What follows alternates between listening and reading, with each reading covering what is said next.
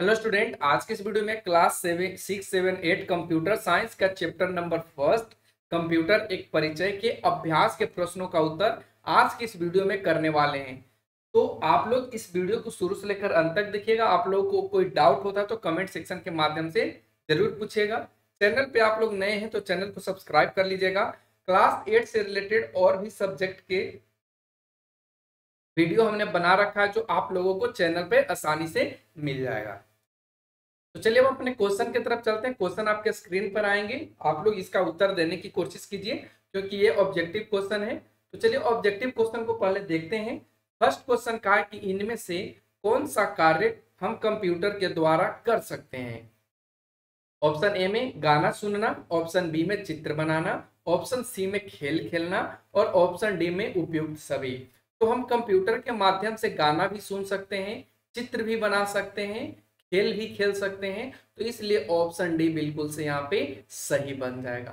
ठीक है, option D. Question number 2 में कहा है कि टीवी के स्क्रीन की तरह दिखने वाले कंप्यूटर के भाग को क्या कहते हैं। क्या मॉनिटर कहते हैं, कीबोर्ड कहते हैं, माउस या सीपीयू। तो टीवी की तरह जो स्क्रीन होता है कंप्यूटर में उसको हम मॉनिटर के नाम से जानते हैं। मॉनिटर का काम क्या है, कोई भी रिजल्ट को, ठीक है, कोई भी रिजल्ट को क्या करता है, वो आउटपुट के रूप में दिखाता है और दिखाने वाला जो चीज होगा उसको मॉनिटर कहते हैं। ठीक है। थर्ड क्वेश्चन कहा है कि कंप्यूटर का मस्तिष्क किसे कहा जाता है। मस्तिष्क का मतलब ब्रेन ऑफ कंप्यूटर किसे कहा गया है। मॉनिटर को कहा गया है, कीबोर्ड को, माउस को या सीपीयू को। तो ब्रेन ऑफ कंप्यूटर अगर हम बात करें ऑप्शन में तो वो सीपीयू को कहा गया है। क्यों? क्योंकि ये प्रोसेसिंग यूनिट होता है। और बाकी की बात करें तो ये आउटपुट है। और कीबोर्ड और माउस क्या है, तो कीबोर्ड और माउस एक इनपुट डिवाइस है जिससे हम किसी भी निर्देश को या डेटा को कंप्यूटर में इंटर करते हैं। ठीक है। अगला क्वेश्चन 4 में कहा है कि ब्लेज पास्कल द्वारा विकसित एडिंग मशीन को किस नाम से जाना जाता है। क्या कैलकुलेटर के नाम से जाना जाता था, ठीक है, या टेबुलेटर के नाम से जाना जाता था, पास्कलाइन के नाम से जाना जाता था, या अबेकस। तो एडिंग मशीन कहने से ही पता चल रहा है कि इसमें जोड़ की क्रिया होती होगी। ठीक है, तो जो जोड़ की क्रिया होगी वो किसका होगा, वो कैलकुलेटर का होगा। तो ऑप्शन ए बिल्कुल यहाँ पे सही बनेगा। क्वेश्चन नंबर 5 में कहा है कि कंप्यूटर का जनक किसे कहा जाता है। या कहीं कहीं लिख दिया जाएगा फादर ऑफ कंप्यूटर, यानी कंप्यूटर के पिता किसे कहा जाता है। तो दोनों का मतलब सेम ही यहाँ पे होगा। ऑप्शन ए में पास्कल, ऑप्शन बी में चार्ल्स बेबेज, ऑप्शन सी में नेपियर और ऑप्शन डी में गोटफ्रेड लिबनिज। तो देखिए कंप्यूटर का जनक या father of computer Charles Babbage को कहा जाता है। तो ऑप्शन बी यहाँ पे बिल्कुल सही बनेगा। ठीक है। तो अब बढ़ते हम अपने आगे क्वेश्चन, जो आपको सही के सामने सही तथा गलत कथन के सामने गलत का चिन्ह यानी क्रॉस का चिन्ह लगाना है। इसमें फर्स्ट क्वेश्चन की बात करें, इसमें कहा है कि कंप्यूटर एक इलेक्ट्रॉनिक उपकरण है। बिल्कुल सही है। इलेक्ट्रॉनिक उपकरण कहने का मतलब एक इलेक्ट्रॉनिक मशीन है। मशीन को हिंदी में उपकरण कहा जाता है। तो इसलिए ऑप्शन ए बिल्कुल क्वेश्चन 1 का खाली जगह में क्या भरा, जो टिक लगाने वाला है उसमें सही का टिक लग जाएगा। सेकंड में कंप्यूटर बिना निर्देश दिए ही काम करता है। तो ये बिल्कुल गलत है। जैसे आपको जोड़ करना है तो यहाँ पे प्लस का सिंबल देके उसको इंटर मारना होता है, तभी ये जोड़ के काम करेगा। तो इसलिए ये बिल्कुल गलत बात है। बिना निर्देश दिए कोई कार्य नहीं करता है। क्वेश्चन 3 में कहा है कि माउस के द्वारा हम कंप्यूटर पर टाइपिंग कर सकते हैं। तो देखिए माउस के द्वारा हम किसी चीज को निर्देश देते हैं उसके कर्सर के माध्यम से, न कि टाइपिंग करते हैं। तो इसलिए यह भी आपका गलत हो जाएगा। 4 में कहा है कि कंप्यूटर पर लंबे समय तक बड़ी मात्रा में डाटा को स्टोर किया जा सकता है। तो आप कर सकते हैं, जैसे कि आपने आज से 5 साल पहले कुछ चीजें लिखी थी कंप्यूटर में और उसको सेव करके फाइल बना करके रखा था। तो जैसे आप 5 वर्ष के बाद खोलेंगे तो वो फाइल आपको देखने को मिलेगा, चाहे वो आप जिस चीज से रिलेटेड बनाया हो। ठीक है। तो ये बिल्कुल यहाँ पे सही हो जाएगा। फिर उसके बाद 5 में कहा गया है कि कीबोर्ड से जो कुछ भी टाइप किया जाता है उसे मॉनिटर पर देखा जा सकता है। तो बिल्कुल सही बात है, मॉनिटर का काम ही है वो आउटपुट देना, रिजल्ट देना। तो इसलिए ये भी आपका ऑप्शन, ये भी आपका सही का टिक लग जाएगा इसमें खाली जगह में। ठीक है, तो यहाँ पे आपने देखा 2 गलत और 3 सही है। अगला क्वेश्चन आता है 3 में, जिसमें कहा गया है कि रिक्त स्थानों को उपयुक्त शब्दों से भरिए, यानी यहाँ पे आपको भरना है। जिसमें फर्स्ट कहा है कि कीबोर्ड के द्वारा कंप्यूटर में खाली जगह का कार्य किया जाता है। तो कीबोर्ड के द्वारा आप क्या करते हैं, इनपुट करते हैं, किसी भी डाटा को उसके अंदर इन करते हैं, तो यहाँ पे इनपुट भरा जाएगा। सेकंड में कहा कि कंप्यूटर शब्द कंप्यूट से बना है, जिसका अर्थ खाली जगह है। तो कंप्यूट से बना है, उसका अर्थ क्या होता है, तो गणना करना होता है, गणना करना होता है, तो हम यहाँ पे लिख देंगे। फिर उसके बाद कहा है यहाँ पे 3 में कि डेटा आदि के परिणाम को संग्रहित करने की प्रक्रिया को कहते हैं। तो डेटा स्टोर करने की जो प्रक्रिया है उसको हम लोग बोलते हैं स्टोरेज। किस नाम से जानते हैं, स्टोरेज। और क्वेश्चन में कहा है कि कंप्यूटर द्वारा रॉ डेटा की प्रक्रिया के बाद प्राप्त परिणाम जो आउटपुट है वो खाली जगह में देखा जा सकता है। तो आउटपुट को हम कहाँ पे देखेंगे, तो आउटपुट पे आप मॉनिटर पे देखेंगे। तो यहाँ पे क्या भरा जाएगा, मॉनिटर भरा जाएगा। क्या भरा जाएगा, मॉनिटर। लास्ट क्वेश्चन कहा है फिफ्थ का, तीसरा का फिफ्थ, जिसमें कहा है कि गणना के लिए सर्वप्रथम प्रयोग किया जाने वाला उपकरण कौन सा था। तो इसका नाम था अबेकस। अबेकस पहला सर्वप्रथम प्रयोग किया जाने वाला उपकरण था गणना के लिए। ठीक है, तो इसलिए आपको यहाँ पे भर लेना है। तो इस तरीके से हम बढ़ते आगे के क्वेश्चन। आगे के क्वेश्चन आप देखेंगे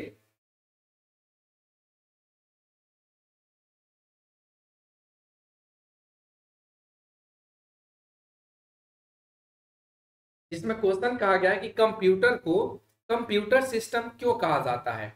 तो आइए जानते हैं कि कंप्यूटर को कंप्यूटर सिस्टम क्यों कहते हैं। तो कंप्यूटर को कंप्यूटर सिस्टम इसलिए कहते हैं क्योंकि यह कई घटकों से मिलकर बना होता है और सभी एक साथ मिलकर कार्य को क्या करते हैं, पूर्ण करते हैं।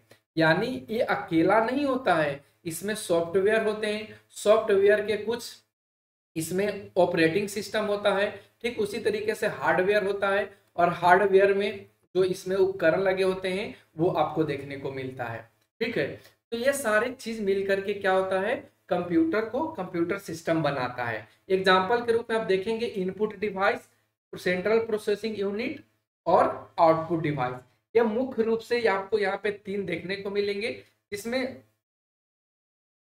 कीबोर्ड और माउस की सहायता से, ठीक है, सेंट्रल प्रोसेसिंग यूनिट यानी मेमोरी यूनिट और कंट्रोल यूनिट के माध्यम से, और आउटपुट डिवाइस यानी मॉनिटर और प्रिंटर के माध्यम से हम क्या करते हैं, इसमें डेटा को इन करते हैं और उसके बाद आउटपुट डिवाइस के रूप में हम क्या करेंगे, रिजल्ट हम लोगों को मिलेगा, सामने देखने को मिलेगा।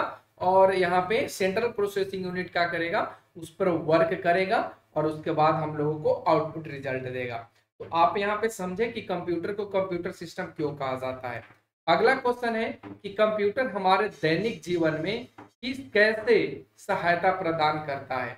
तो आइए इस प्रश्न का भी उत्तर हम लोग जानते हैं कि कंप्यूटर हमारे दैनिक जीवन में कैसे सहायता प्रदान करता है। तो उत्तर में लिखना है कि कंप्यूटर हमारे दैनिक कार्यों में निम्न, यहाँ पे निम्न छूट गया है, आप लोग लिख लेंगे कि निम्न प्रकार से, यहाँ पे लिख लेंगे निम्न प्रकार से सहायता प्रदान करता है। फर्स्ट हमने लिखा है शिक्षा को मनोरंजन एवं प्रभावकारी बनाने में, साथ ही मूल्यांकन एवं परिणामों को प्रकाशित करने में। यानी जो कंप्यूटर है वो शिक्षा के क्षेत्र में क्या करता है, शिक्षा को एकदम मनोरंजक तरीके से बनाता है और उसके जो एग्जाम होते हैं, उसके जो मूल्यांकन होते हैं, उसके जो रिजल्ट होते हैं वो कंप्यूटर के माध्यम से ही प्रकाशित किया जाता है। विभिन्न प्रकार के दस्तावेज जो डॉक्यूमेंट वगैरह होता है, चाहे वो आपका बायोडेटा हो चाहे और भी कुछ कोई चीज हो, वो हम लोग कंप्यूटर के माध्यम से आसानी से कर सकते हैं। प्रेजेंटेशन तैयार कर सकते हैं, कोई कंपनी में आपको प्रेजेंटेशन देना है या आपको ऑफिस में कोई प्रेजेंटेशन देना है, तो आप यहाँ से क्या कर सकते हैं, कंप्यूटर के माध्यम से तैयार कर सकते हैं। उसके बाद हमने लिखा है कि विभिन्न प्रकार के बीमारियों, यानी डॉक्टर भी कंप्यूटर का इस्तेमाल करते हैं, जिसमें विभिन्न प्रकारों की पहचान को करने के लिए करते हैं, इलाज करने के लिए करते हैं, मरीज के विवरण रखने, यानी कौन से मरीज कितना साल का है, कब आया, किस दिन आया, कितना समय में आया, ये सारे चीजों को कंप्यूटर के माध्यम से उसमें इन किया जाता है, उसका स्टोर किया जाता है। फिर ऑनलाइन शॉपिंग किया जा रहा है, कर्मचारियों के वेतन एवं उससे संबंधित विवरण की देखरेख की जा रही है। फिल्म में बात करें या वीडियो गेम्स की बात करें, ईमेल, चैटिंग और वीडियो कॉलिंग करने में हर समय कंप्यूटर का इस्तेमाल किया जाता है। ठीक है, अब बढ़ते आगे के क्वेश्चन। आगे का क्वेश्चन है कंप्यूटर की विशेषताएं बताइए, यानी कंप्यूटर की विशेषता क्या है। तो चलिए इस प्रश्न का उत्तर जानते हैं कि कंप्यूटर की विशेषता क्या है। हमने यहाँ पे लिखा है कि कंप्यूटर की निम्न विशेषताएं हैं, इसमें आप देखेंगे उसकी एक्यूरेसी रेट क्या है, उसका स्पीड क्या है, स्टोरेज क्या है, ये सारे चीजों को आप यहाँ पे देख पाएंगे। देखिए गति, स्पीड, यहाँ पे हमने लिखा है गति, स्पीड, यह बहुत ही तीव्र गति से कार्य करने वाला इलेक्ट्रॉनिक उपकरण होता है। आप सभी को पता ही है कि यह एक इलेक्ट्रॉनिक मशीन है। शुद्धता, एक्यूरेसी, कंप्यूटर बिना गलती किए सही सही गणनाएं कर सकता है, यानी सही सही ये गिन सकता है बिना कोई गलती किए। भंडारण, स्टोरेज, यह अपनी मेमोरी में बड़ी मात्रा में डेटा को लंबे समय तक स्टोर कर सकता है, यानी क्या करेगा, जैसे आप 10 साल के बाद भी इसके अंदर के डेटा को देखना चाहेंगे तो आप देख सकते हैं, यदि आप इसे अच्छे तरीके से सेव करके इसे रखे हैं तो ये स्टोरेज करने के लिए क्या होता है, बहुत बड़ा समय देता है और बहुत चीजों को आप इसमें स्टोर कर सकते हैं। ठीक है, चाहे वो आपका डॉक्यूमेंट हो, फाइल हो, वीडियोज हो, गेम हो, ये सारी चीजों को हम कंप्यूटर में स्टोर कर सकते हैं। फिर उसके बाद आगे बढ़ें तो हम इसमें देखेंगे कि ये परिश्रमशीलता भी होता है, डिलीजेंस होता है। डिलीजेंस का मतलब क्या है, ये थकता कभी नहीं है, इस पे जितना देर आप काम करना चाहें कर सकते हैं, किसी भी कार्य को बार बार भी कर सकता है, कोई दिक्कत नहीं है। बहुत बहु कार्य क्षमता, यानी मल्टीटास्किंग, यानी कंप्यूटर एक समय में कई कार्य एक साथ कर सकता है। ये नहीं कि एक बार अगर आप इसमें टाइपिंग कर रहे हैं तो सिर्फ टाइपिंग ही करेंगे, ऐसा नहीं है। आप कोई सॉन्ग सुन सकते हैं, कोई प्रोजेक्ट चला सकते हैं, ये सारे काम एक साथ में कर सकते हैं। स्वचालन यानी ऑटोमेटेशन, इसका मतलब क्या होता है कि यह दिए गए निर्देश के अनुसार स्वयं से कार्य कर सकता है। जैसे आपने निर्देश दिया कि 2+2 क्या होगा, तो ये आपको क्या करेगा, रिजल्ट के रूप में 4 देगा, यानी इस पे ये काम खुद किया, आपको करने की कोई आवश्यकता नहीं है। तो ये कंप्यूटर की विशेषता है। ठीक है, तो हमने कंप्यूटर के सारे विशेषताओं को बहुत अच्छे तरीके से सोल्व करके हम आपको बता दिए। ठीक है, अब हम आगे बढ़ते हैं आगे के क्वेश्चन पे। कंप्यूटर कैसे कार्य करता है, कंप्यूटर कैसे कार्य करता है, तो हम आइए इसको देखते हैं। उत्तर में आप देखेंगे कि कंप्यूटर आईपीओएस मॉडल, जिसको इनपुट, प्रोसेस, आउटपुट, स्टोरेज पर कार्य करता है, यानी कंप्यूटर जो है वो एक मॉडल पे कार्य करता है और उस मॉडल का नाम है आईपीओएस। और आईपीओएस का मतलब क्या होता है, तो ये इनपुट होता है, प्रोसेस होता है और उसके बाद आउटपुट, स्टोरेज, यानी आप इसमें डाटा को इन करेंगे, उस पर वो प्रोसेस करेगा, वर्क करेगा, फिर उसके बाद वो रिजल्ट देगा और आप चाहेंगे तो उसको क्या करेंगे, स्टोर करके भी रख सकते हैं। कंप्यूटर में हम यूजर के द्वारा कीबोर्ड और माउस द्वारा डेटा और निर्देश देते हैं, यानी कंप्यूटर में हम यूजर क्या करते हैं, कीबोर्ड की सहायता से और माउस की सहायता से, कीबोर्ड के सहायता से क्या करते हैं, डेटा को देते हैं और माउस की सहायता से निर्देश देते हैं। उसके बाद सीपीयू क्या करता है, उस पर प्रोसेस का कार्य करता है, उस पर प्रोसेस करता है क्या करना क्या चीज है। ठीक है, और प्रोसेस होने के बाद मॉनिटर पर रिजल्ट आउटपुट किया जाता है, यानी मॉनिटर पे रिजल्ट आपको देखने को मिलेगा कि आपने जो कीबोर्ड के माध्यम से डेटा दिया, जो निर्देश दिया, तो वो किस तरीके से आपको रिजल्ट दिया है। और अंत में कंप्यूटर के मेमोरी में डेटा क्या हो जाता है, स्टोर हो जाता है। तो इस तरीके से कंप्यूटर क्या होता है, अपना कार्य को पूर्ण करता है। आगे का क्वेश्चन 5 नंबर, जिसमें कहा है कि डेटा एवं सूचना में क्या अंतर है, यानी डेटा और सूचना में आपको डिफरेंस बताना है। तो उत्तर में लिखना है कि डेटा एवं सूचना में निम्नलिखित अंतर है, जिसमें आप एक तरफ डेटा देखेंगे और सेकेंड तरफ सूचना देखेंगे। डेटा क्या होता है, तो ये तथ्यों, संख्याओं तथा आंकड़ों का संग्रह होता है। लेकिन सूचना क्या होता है, तो ये डेटा का सार्थक तरीकों से प्रस्तुतिकरण होता है। यानी जो भी ये डेटा है, इन डेटाओं को, इन आंकड़ों को सही तरीके से, सार्थक तरीकों से जब आप प्रस्तुत करते हैं तो वो सूचना कहा जाएगा।